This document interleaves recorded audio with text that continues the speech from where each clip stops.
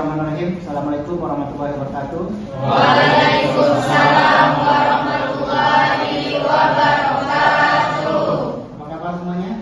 Alhamdulillah. Ya, baik. Kita akan di sini mata kuliah Islam dan Budaya Borneo. Ya. Ini kita sudah di pertemuan ke-7. Ya. Nanti kita akan di sini Bapak akan sampaikan bagaimana sebenarnya tradisi lisan yang ada di Islam dan Budaya Borneo itu ya.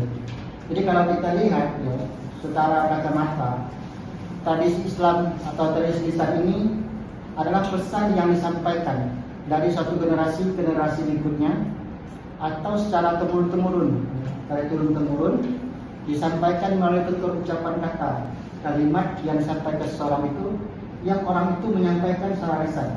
Itu adalah tradisi lisan yang dipahami, yang sudah diwariskan dari nenek yang terdahulu. Selanjutnya kalau kita lihat di sini ada beberapa nilai budaya Islam yang terjadi dalam tradisi Islam budaya Borneo. Yang pertama itu kita lihat dalam kajian ini adalah nilai paling fundamental dalam Islam adalah tauhid. Ya.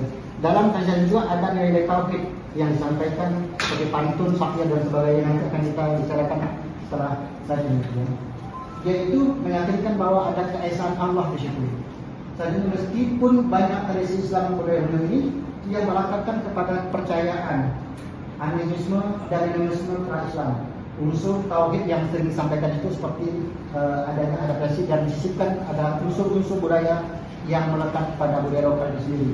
Contoh di sini, contohnya dalam cerita rakyat tentang asal usul nenek moyang kita itu ada biasanya ini dilakukan oleh bapak dan mama kita itu pada waktu kita sebelum tidur gitu.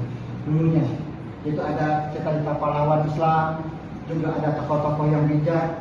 Seringkali ada rujukan tersirat dan prinsip tentang kekuasaan penciptaan atau Tuhan yang Maha Esa. Ya. Selanjutnya tradisi lisan ini adalah guru moral yang efektif. Jadi kalau kita lihat ada guru yang tersirat dan ada guru yang tersurat. Gitu.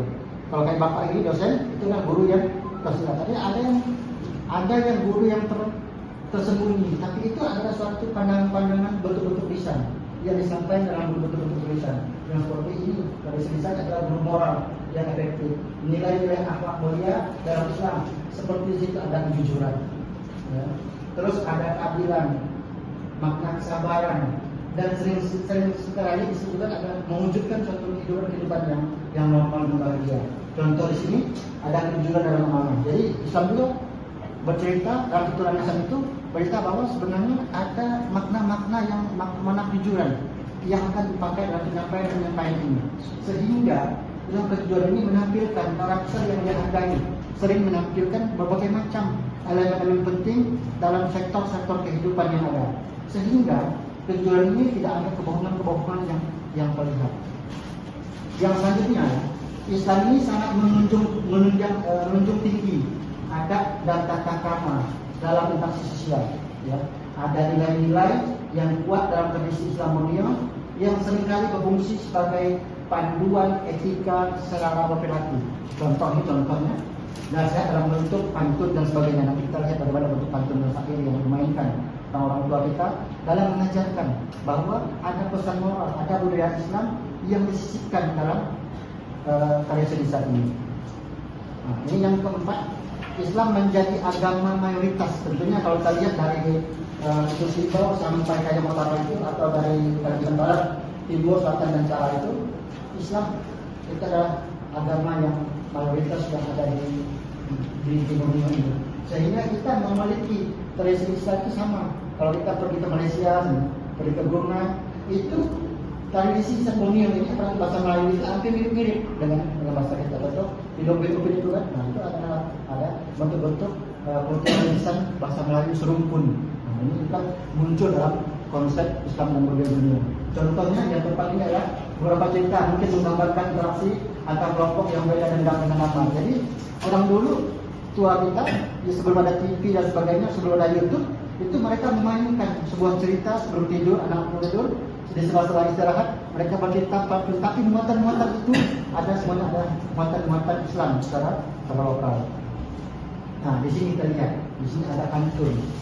pantun ini awalnya mudahnya pantun ini adalah sastra lisan, masyarakat tempo dulu terbiasa berbalas pantun. Dulu kan ada istilahnya kalau di kampung kita kan ada yang berpantun antara A dan B. Nanti ada yang kalah ada yang menangnya. Nanti yang kalah minum air putih, yang kalahnya yang menangnya dapat apa gitu. Ini ada unsur-unsur itu juga pada saja pantun ini. Pantun ini biasanya itu berbentuk lisan yang memaknai bahwa perjuangan agama Islam itu cita-cita Islam dan ada ajaran moral dalam konsep Islam.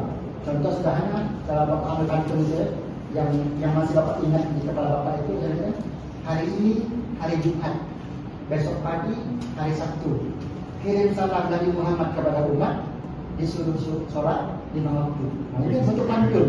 Tapi mana pantun ini ada makna ajaran Islam, ada moral di situ, ada Islam yang disisipkan dalam bentuk pantun. Ini kan makna Islam dan budaya ini. Ya, peranan dan fungsi pantun juga yang pertama itu adalah kaitannya sebagai alat pemeliharaan asal.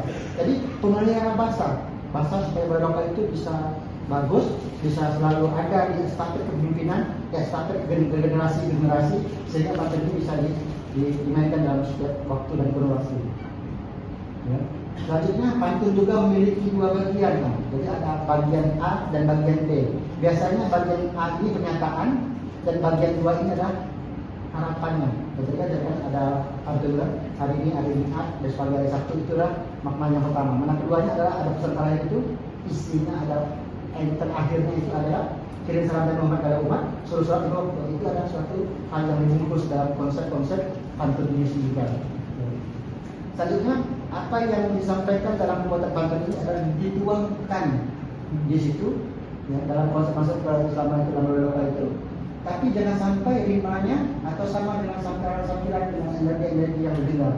Jadi biasanya ada kotak AA, II, OO gitu, yang terakhir itu. Biasanya gitu biar nyaman dengarnya.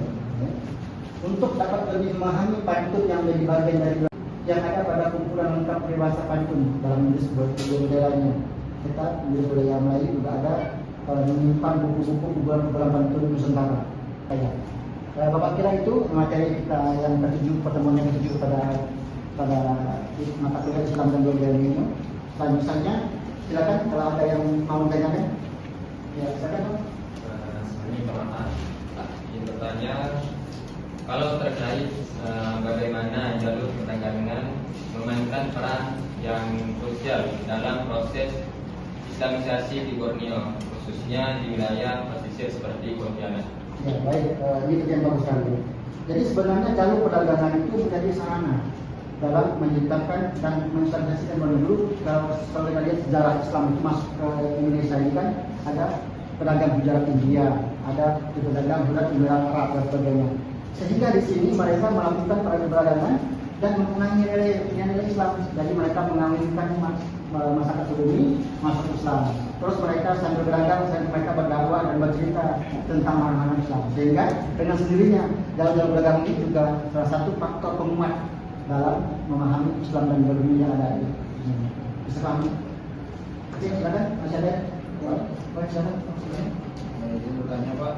Jadi kalau identifikasi tantangan yang mungkin dihadapi dalam menjaga harmoni antara Islam dan budaya lokal di Borneo saat ini apa aja ya Pak? Oke, terima kasih. Ini sebenarnya ada dua poin penting. Yang pertama adalah peningkatan pluralisme agama dan ekosistem. Jadi maknanya adalah salah satu tantangan yang luar biasa dalam munculnya pemahaman agama yang lebih pahitnya sebenarnya bagaimana kita memaknai Islam ini ke dalam sehingga Islam ini sebenarnya tidak keluar gitu.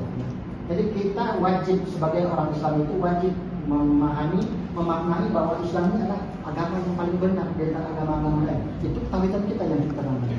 Tapi keluar tak boleh. Kita ada orang Kristen, orang Buddha, orang Hindu, kita tidak boleh mengkafirkan mereka. Karena setiap agama itu memiliki kepercayaan kita masing-masing dan kita belum tentu sama dengan pemahaman mereka. Mereka juga bilang sama kita juga orang kafir menurut agama mereka. Ini yang menjadi pemahaman sendiri.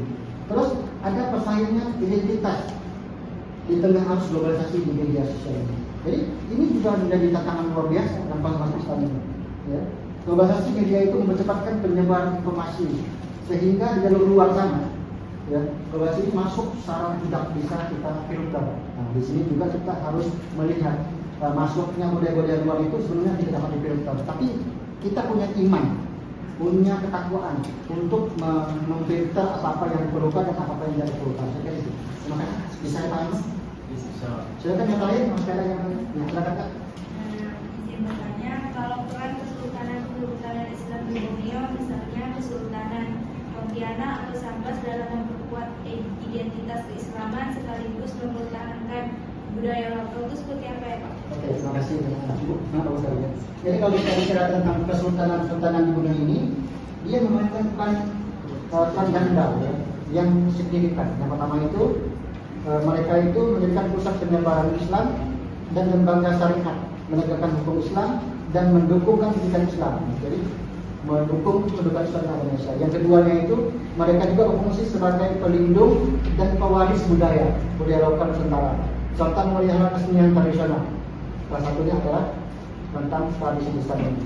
Sehingga nilai Islam dan struktur sosial itu dan budaya yang sudah ada menciptakan identitas unik, ya, di mana Islam dan budaya lokal ini saling membahayakan, saling memperkaya dan saling mendorong seperti terlihat pada ada istiadat kerajaan dan tradisi perayaan agama. Jadi perayaan agama ada Maulid Nabi, ada Islamnya dan sebagainya itu juga bisa membuat perkayaan dari kemampuan dari kemampuan dalam Islam dan budaya ini.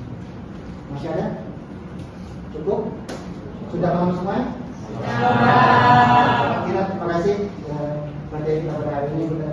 Kita akan berhati di depan dengan materi lain. Assalamualaikum warahmatullahi wabarakatuh. Waalaikumsalam warahmatullahi wabarakatuh.